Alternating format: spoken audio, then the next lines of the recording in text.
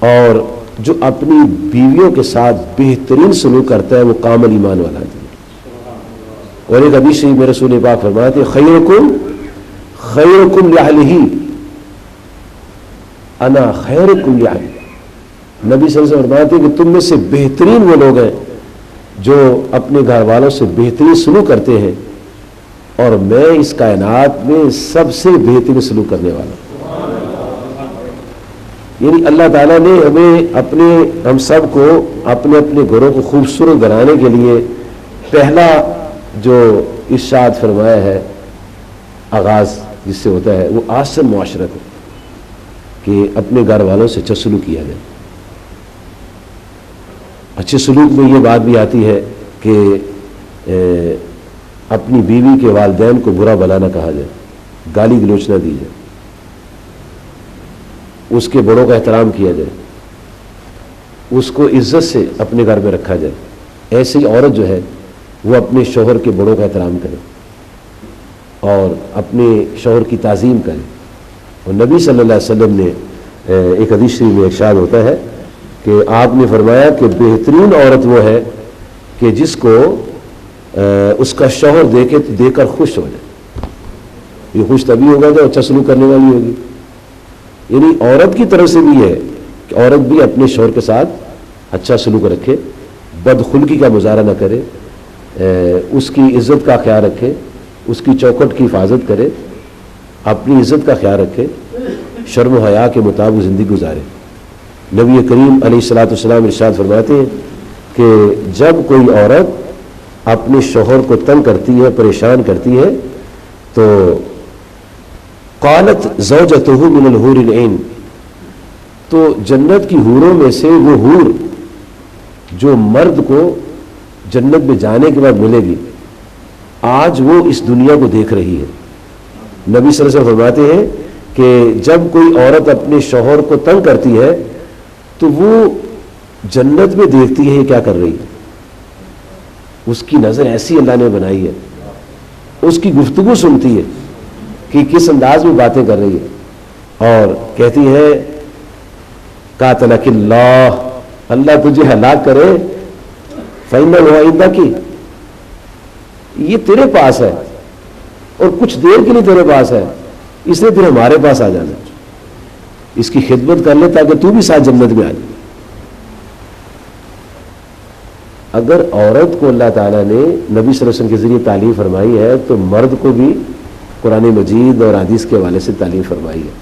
کہ ان کے ساتھ اچھا سلوک کیا جائے, ان کو مارا پیٹا نہ جائے, گالی گلوچ نہ کی جائے جی. اور اللہ تبارک و تعالیٰ کی ذات پاک نے قرآن مجید فرقان حمید میں ارشاد فرمایا ہے کہ وَارْزُقُوهُمْ وَكِسْوَتُهُنَّ وَعَلَى الْمَوْلُودِ لَهُ رِزْقُهُنَّ وَكِسْوَتُهُنَّ, کہ جو بچے کا باپ ہوتا ہے, شوہر عورت کا, اس کے ذمے ہے, اس کی ڈیوٹی ہے کہ وہ اپنی بیوی کو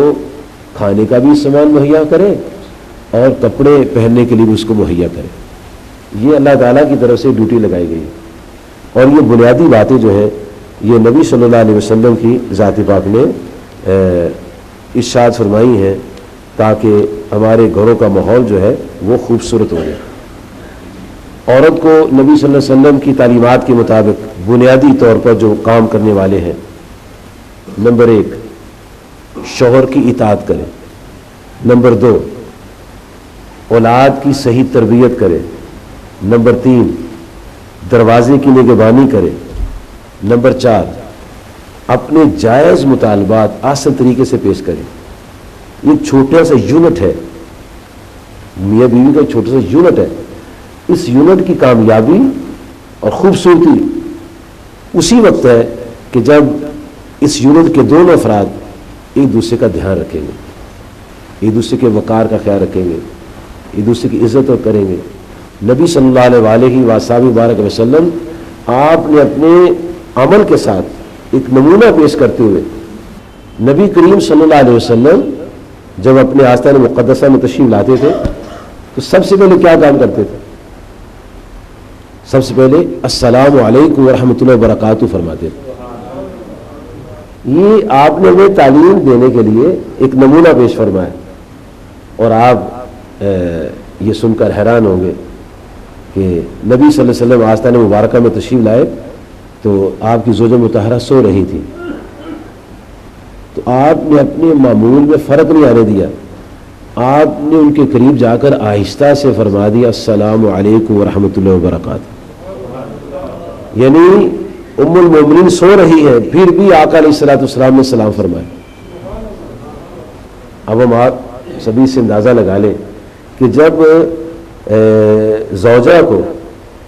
سوتی کو سلام ہمارے آقا صلی اللہ علیہ وسلم کرتے ہیں تو کیا جاگتے نہیں کرنا چاہیے؟ یہ گھر والوں کو پہلا حق ہے کہ ان کی پہلے جاتے ہی خیر مانگی جائے، اور سلام کرنا یہ خیر مانگنا ہے، اور پھر اس کی جو برکتیں ہیں وہ بے شمار برکتیں ہیں۔ جناب سہل بن سعد رضی اللہ تعالیٰ روایت کرتے ہیں، فرماتے ہیں کہ ایک شخص نبی صلی اللہ علیہ وسلم کی جناب میں حاضر ہوتے ہیں، عرض کرتے ہیں یا رسول اللہ صلی اللہ علیہ وسلم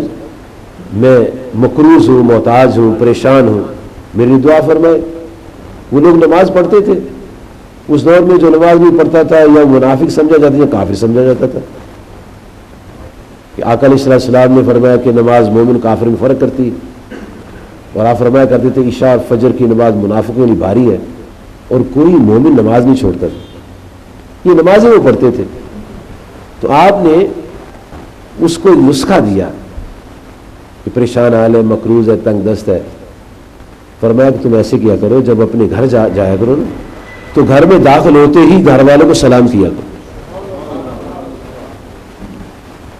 اور ایک مرتبہ مجھے سلام کیا کرو، ایک دفعہ سورۃ اخلاص پڑھا کرو،